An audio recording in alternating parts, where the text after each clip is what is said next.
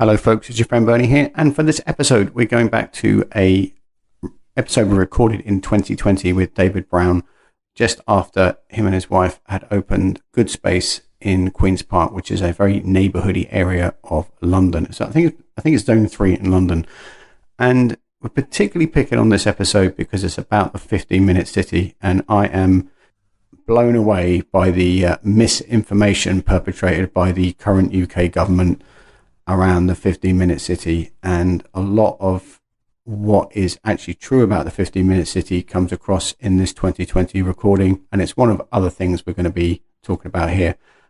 Co-working space is an essential part of building community, connecting community, helping people walk to work, all those things we talk about a lot here on the Co-working Values podcast. So a 15-minute city is basically where you can...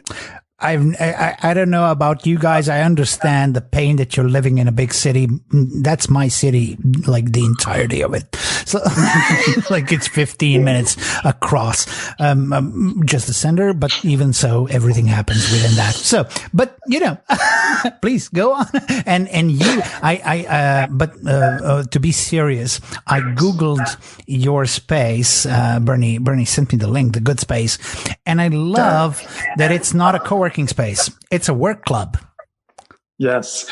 Yeah, that was intentional, right? We built it with the intention that, you know, we're really, in fact, I sent an email out this morning. I said, we're really not in the workspace, the flexible workspace business, though we do actually have a place to work. We're in the relationship and the community business. And so we do that through a place to work for people, but we do a whole lot more than that. And so we didn't want to call ourselves so much a co-working space or a workspace, at least not primarily, even though that is a big piece of what we do.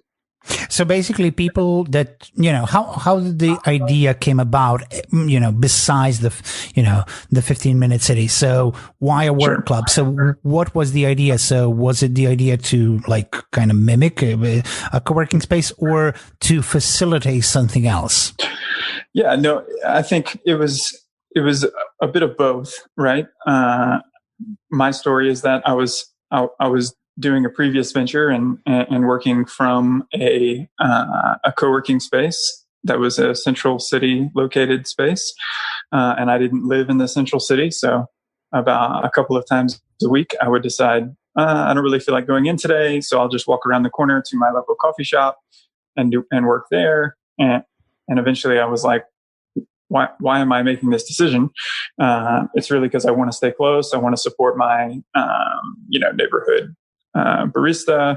And then I was like, why don't we build the workplace close enough to home that all of my neighbors can do the same thing? And so that was sort of the genesis of the idea of doing this. And then as we learn more about how cities work and community and really how do we build community, it just became more and more clear that we can do that in the neighborhood more so, or at least in a very clear way compared to trying to move everyone to another place somewhere else and try to build some form of community there. In listening to this story, I really hope that you move the barista into your work club, because right now it's like sounds that, you know, you just took away business from him. So no, now all my members just go get coffee from the neighborhood place, and then they come work over here, leaving them more room to sell more coffees. Oh, fantastic. So how did the community respond? Yeah.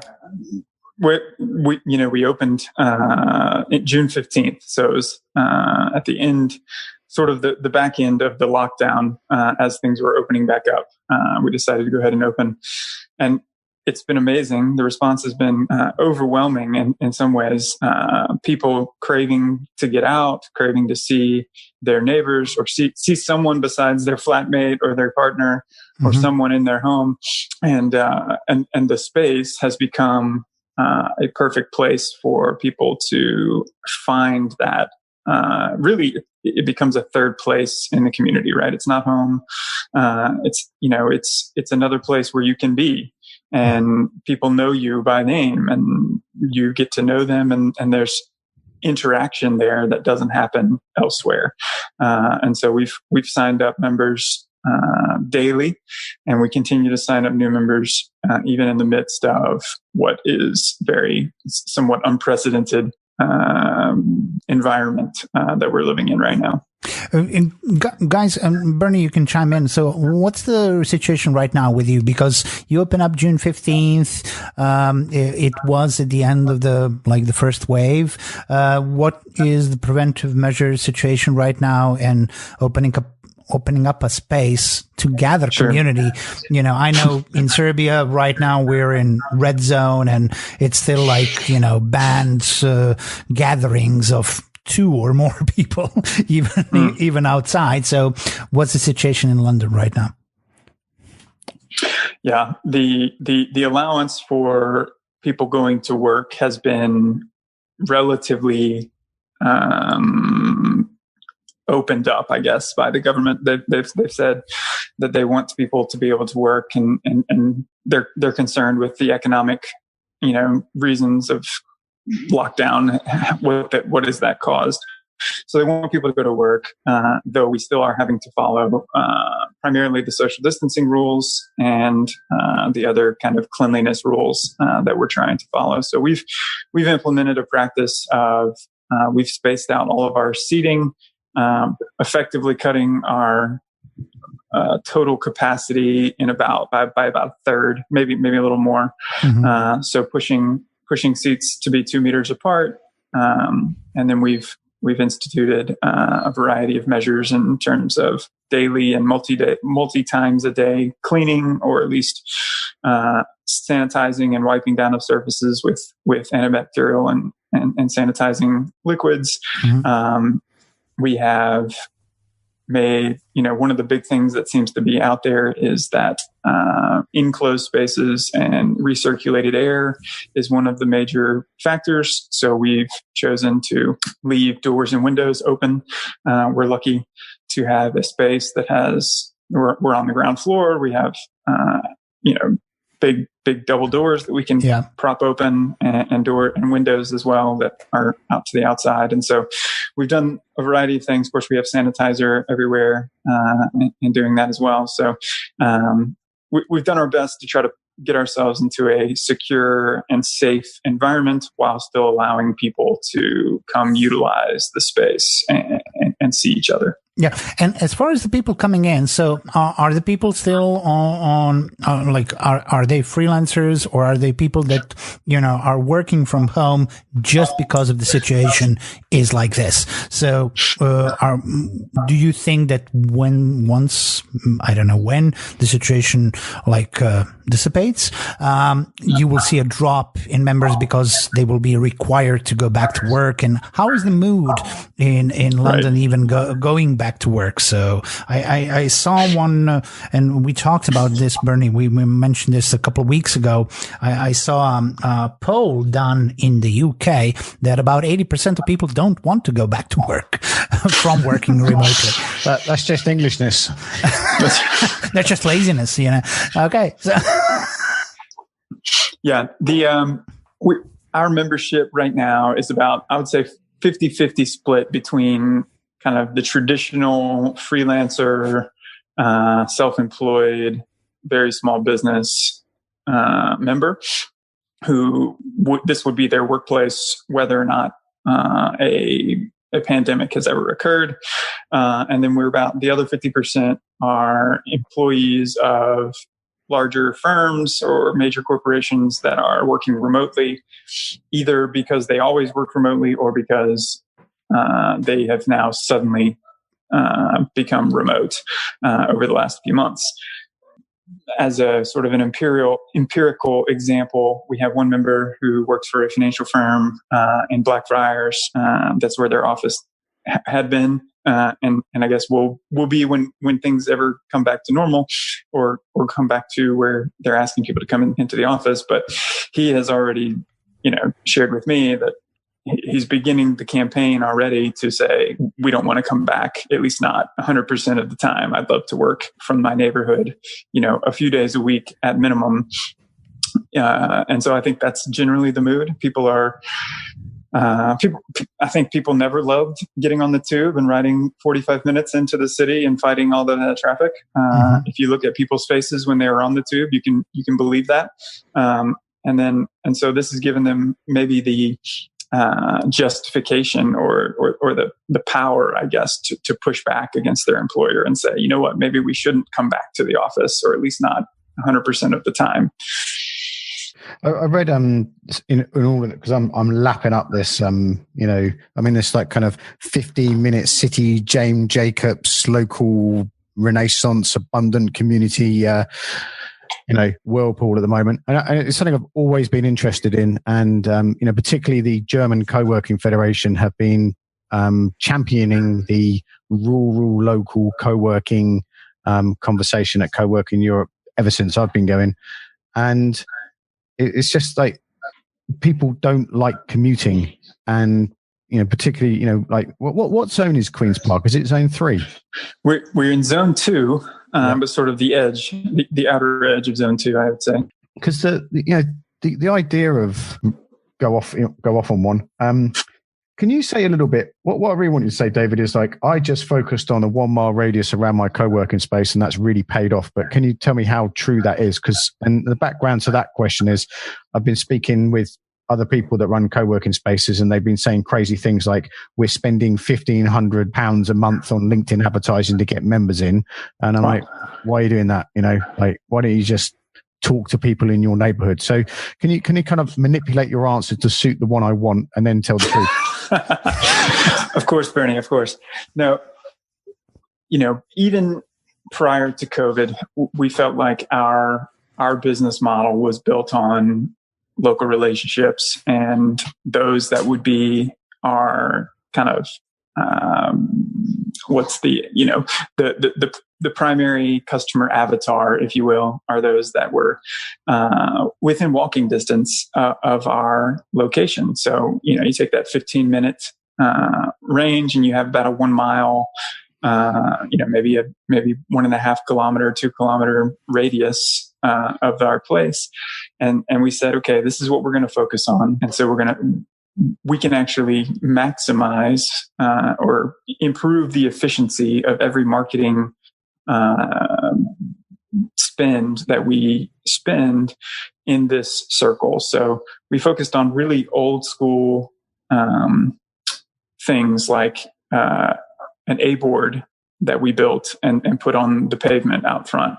We did flyering, and we've done some very targeted social media advertising, all of which I think cumulatively we maybe spent $1,000, maybe £1,000 in 6 months on all of the marketing. And we have people coming in every day. Our Google response is actually incredibly impressive because it's all maps based. People are searching this radius, co-working near me, workspace near me, and they're finding us in that way. And so we don't have to spend a ton of money, but you need to spend it wisely and focused on the people, the potential customers and members that are directly at your doorstep. And that's what we've done, and it's worked out well for us. And how much of, we kind of alluded to this at the beginning, but how much of are you convincing people not to commute, or are you convincing people to stay local, or because I feel, as I speak to people who don't know anything about co-working, suddenly all my friends have an opinion on the future of co-working, when for the past 10 years they haven't had a clue what I'm talking about. What are people looking for? Is it somewhere to work, or a flexi desk thing, or a way to get out of commuting, or what's the thing you need to connect locally with people to open up to what's going on? Yeah, Bernie, I think right now, given the environment, the piece that's resonating for many is I don't have to commute into my office, so I can avoid the potential risk health risk that's involved with getting on the tube or doing all of those things. But then it actually taps into something that was already there, is that they didn't really love that commute anyway. And that was the worst part of their day. And so not having that is a major piece of the puzzle. And then, the other piece is working from home. Kind of the opposite side of that is working from home is not ideal for probably 80% of residents. We're still zone 2, so we're relatively close to London. Flats are still small, houses are still tight, and so most of us don't have ideal working situation at home. We're looking across the kitchen table at our partner who's also on a call, and it just doesn't work very well. Or we're sitting on the edge of the bed in our flat where we're sharing with 3 other people, and it's just not ideal. So people are looking for, I need to get out of my house. I don't want to go to my office if I have one anymore, or if it's centrally located, a far commute away. But I need a place to go, and so that's what's drawing them in. And then they come in and they see a group of people who knows each other and enjoys working together, even if we're a little bit spaced out from each other right now. And that's what's keeping them in, is that they're saying, oh, I actually really love this. I don't want to go back to the office when I do have that, even if I have the opportunity in a few months. I want to keep working here. I want to support my neighborhood. I want to do these things. And that's what we're seeing. What can you say a bit about how you actually connected with people? Because in spaces I've worked in, we've gone round the shops and said hello, and people have gone, a co-working what? And then one big shift was a few years ago when the after the MP Joe Cox was murdered in Yorkshire. They set up a campaign which was called the Big Get Together or something like that, the Great Get Together. And where we were in Euston, the union GMB, of which she was a member, closed off a street and everyone came from the neighborhood. And the amount of people we recognized, and they said, oh, what do you do? And what Phil and I had done is we set up a table in the street and did like an art club there so people could come and color. And nobody knew what our building was, even though it said, work hubs, co-working outside. And they're like, what's a co-working? Like, nobody knew what it did, even though they walked past it every day. Sorry. And, we had coffee together in the cafe next door. So how did you connect with the local area? Well, I think the big thing, it seems simple, but, both because of COVID and because of our desire to engage the communities, we've had our front doors open, and we built our building such that when it feels inviting, and so people just wander into our space and wonder what it is. They ask me if I'm a restaurant. do you serve coffee? Things like that, and we get people inside to see what's happening in there. And this was a little harder before we had a ton of members, in this first, week or so. But as we've had members, as people walk in and they look inside and they say, oh my gosh, this is amazing. I didn't know this was here. How long have you been here? And of course we say, a month. But the idea is that they didn't know if we had been there forever or not that long. But having the door open and letting people walk inside gives them enough. All of a sudden they see it, and it clicks in their mind, and they say, actually, this is something I need. Or my daughter, my son, my partner, my flatmate, they've been looking for this, and I'm going to bring them over here next week, or something like that. I think if we bring people inside in various ways, get them inside, and they can see what's happening, all of a sudden it resonates and they understand what's happening there. So how would you suggest to other co-working space owners and community managers to articulate what a co-working space is? Because I think that's one of a lot of calls I've had over the last couple of weeks where we're going deeper into this. It's like, in our nice little cozy co-working bubble, we're all about co-working, but there's like millions of people outside of that have no idea what it is. You might as well call it, can't complete that sentence, but yeah. The way we typically like to articulate it is that it's a it's a shared space, right, where we all can work together, but separately on our separate things. But the benefit is not that it's a cool desk or that it's a nice chair, but it's that there are people there that all of a sudden your productivity increases and your ability to focus on your work grows up because you see people around doing their work as well. You're encouraged to come back because you want to chat with that person who was there the other day. And so it's building a culture of sharing and working that improves. It kind of lifts all boats, and it's abstract, which is why we try to get people in to see it, because it's hard to explain. And I think that's your point, Bernie, is that it's hard to put words to what happens in a co-working space, in a place of this kind of community, because you just have to see it happen and feel it. And so I think that's the challenge, but we have to keep encouraging people with things that are not about, all of our marketing has gone away from anything about desks, or we have offices, or we have desks, or we have chairs, because that's not what we're pushing. We have people, and these people are cool people, and they want to be on your team and on your side and encourage you to do the thing that you wake up in the morning excited to do. And it's not the desks. It's the space. It's the place, the people that are in the place. That's beautiful. Thank you for reading from my script, David Brown.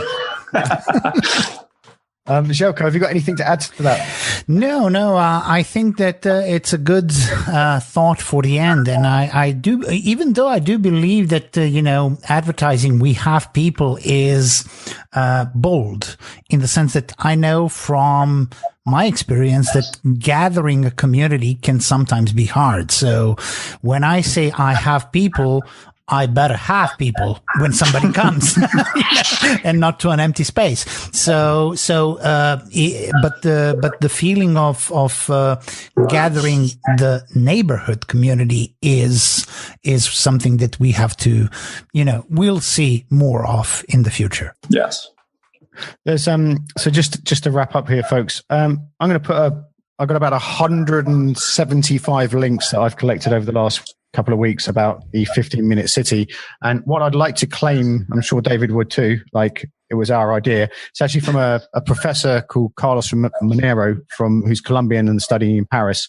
And he was part of the smart cities movement. And then he's made this little kind of like splinter group that's saying we shouldn't be so worried about smart cities. We should be worried about living cities. And then that's developed this 15-minute city idea, which is just was great before COVID. And I think it's even more relevant where we are now. And one of his points is that it is about people. It's not about being smart and technology and getting obsessed with that. It's about the human connection. So go and some of you might be thinking, how on earth does that help me get members in my co-working space? And David's just explained that well. And this is part of a very ongoing conversation. And we're moving towards a webinar at the end of September with Letitia, who is from Welcome to the Jungle. And she's an author and she writes a lot about the feminist city and future of work and everything like that. And Antonin, who is the co-founder of Cutwork, which is a Paris-based design and architecture firm.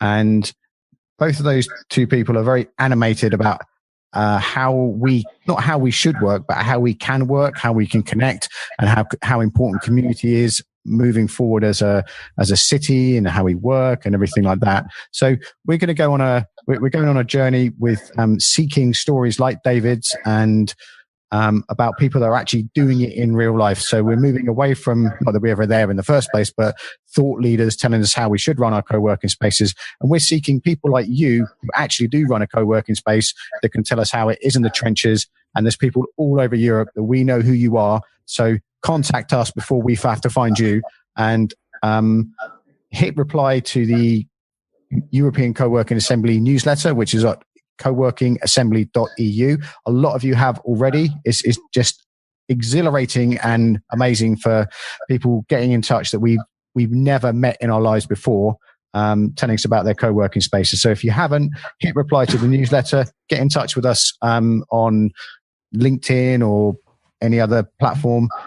David, thank you very much. I was like massively inspired when you said, I know about the 15-minute city, because as you know, I had high hopes for your Queen's Park co-working space and the neighborhood theme. So to see it explode like that is really good.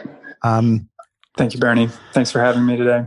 Thank you so much, David. Bernie, take a breath. I know that. I was trying to find a break in the thing. What I'm going to say is, thank you for listening, people. Give me your ears. Stay safe and be excellent to each other. See you next time. See you next time.